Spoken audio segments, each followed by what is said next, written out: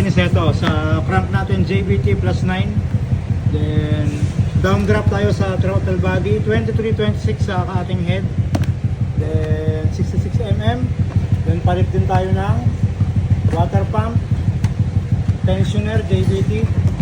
So bibiyakin lang natin yan. Linis. Then kabit na rin kagad natin yung crank. Ito na yung ating crank, ready to install na yan. Narilis na natin yung ating shell. So lalangisan lang natin yan, popondohan din. Pwede natin isalpak dito. Yan, so ito na yung ating crank. Isaksak na natin yan. Dahan-dahan. Oh, smoothening. Oh yes. So next natin, super oil.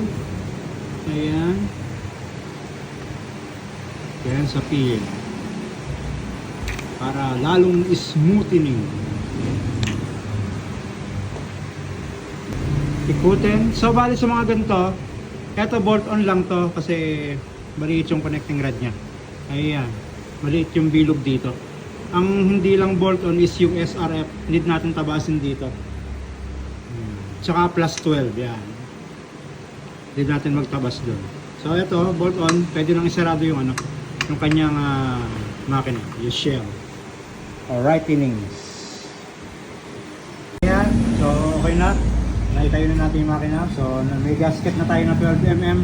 So bali sa JBT, 12mm ang gasket niya na. Then sa piston natin, ito, pin 15 yan, 5ml, yan, JBT. Pin 15. So ang gagawin natin is sukatan natin yung shoulder kung lalabas. Pag lumabas, tabas tayo sa shoulder. Pero sure na tatabasin to kasi may lalabas ditong konti. Para hindi na tayo maglagay ng maraming stock na base gasket. Yun o, yan. Kasi sinasabi ko sa inyo na ayan, labas siya. So aalisin natin yan.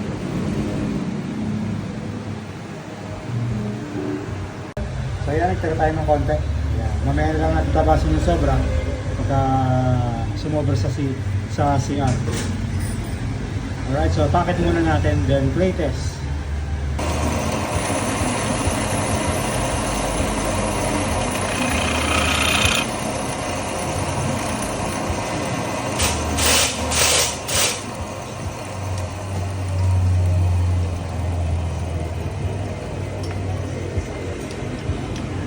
Playtest muna tayo. Linisin lang natin ng konti. Sobra-sobra. So, pag lumusot to, dire-diretso na ulit tayo. So, ito na yung result ng ating playtesting. Ay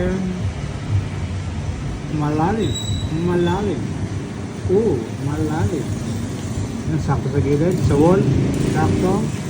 Ito, konti lang tumama sa valve. So, ayun, save na tayo rito. So, huhugutin natin ulit, linis na, then lalagyan natin yung mga lock-lock. Assembled na, i-degree na lang natin yung ano, yung kanyang cam. Nakakabit na rin yung throttle body, pero tatanggalin din natin mamaya yan. Kasi nakalimutan ko, tatama nga pala sa upuan to. So, i-degree lang natin yung cam, tapos okay na to. Yan, so naitayo na natin. So, ayan. Bubutasan na natin yung upuan. So, ang settings natin dito is magro-rose gold tayo na Eraser Super X. Tapos dual injector. Alright. Tapos sa pipe, naka-ano tayo. Racer yan ha, hindi yan yung bulate na naka-imprint. Tapos naparitubo na natin yung kanyang elbow. Then waiting na lang tayo sa rose gold. Tsaka sa holder ng ating throttle body ay ng dual injector. So butasin muna natin yung upuan, then kabit natin to for fitment nya. So ayan, nakabit na natin yung ating Super X na rose gold. So na-ready na rin natin yung dual injector natin. So hose na lang ang kulang na ito, tsaka yung wire. Ayan. So dual injector tayo dyan sa ating Aerox. So next natin, lilinyahan na natin to ng hose. Alright, then start na natin. Yan, yes, it's aliving. Yan, so nagawa na natin yung hose. Ayan. So ang next natin dyan is yung wire na lang para may connect natin dito. Ayan, ito yung connection ng dual injector. So papadilip nagdi-deliver lang tayo ng wire. Yung sumasakit-sit na yon, ito yon.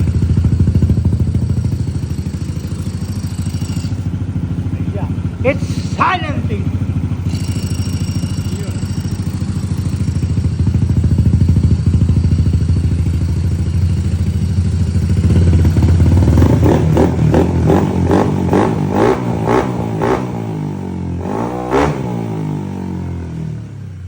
Very good. So yun, nakakuha na tayo ng wire sa sa injector. So pansamantala lang nakakabit yung wire, i-press pa natin yan. So ito na, nakakabit na. So yung sa injection timing niya, sa injection niya, papaganahin muna natin sa mababang RPM para lang makita nyo na pumipisik-pisik na siya pagka hindi tayo maglagay. Kahit mga 30% lang, nakita lang ninyong gumagana.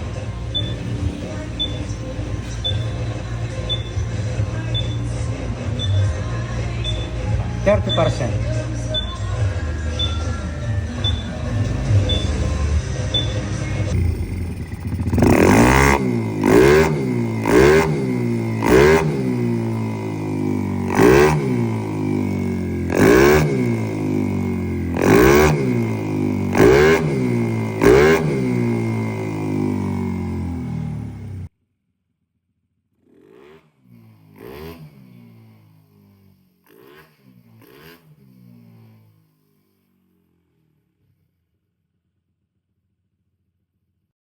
So yun, i-set na natin yung flow ng second injector. So itatakbo-takbo na natin to for break-in.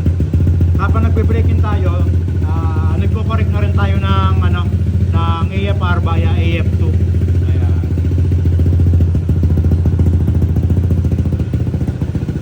Kaya yung makina niyan,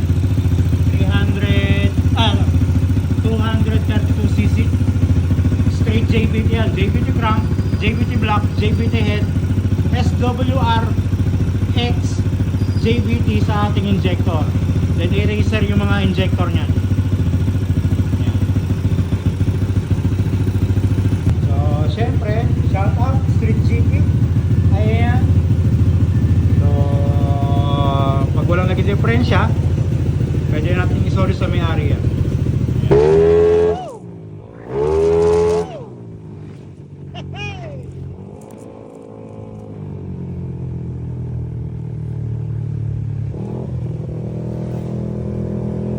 So itatakbo-takbo lang natin to. AFR correction. Yeah. Then next natin dito, dyno tune na. Yeah. Para lang maitakbo to, para lang may break-in muna. Alright, so sa Super X, mas recommended ko na i-dyno. Yan, so hanggang dito lang ang ating video. Thank you and goodbye.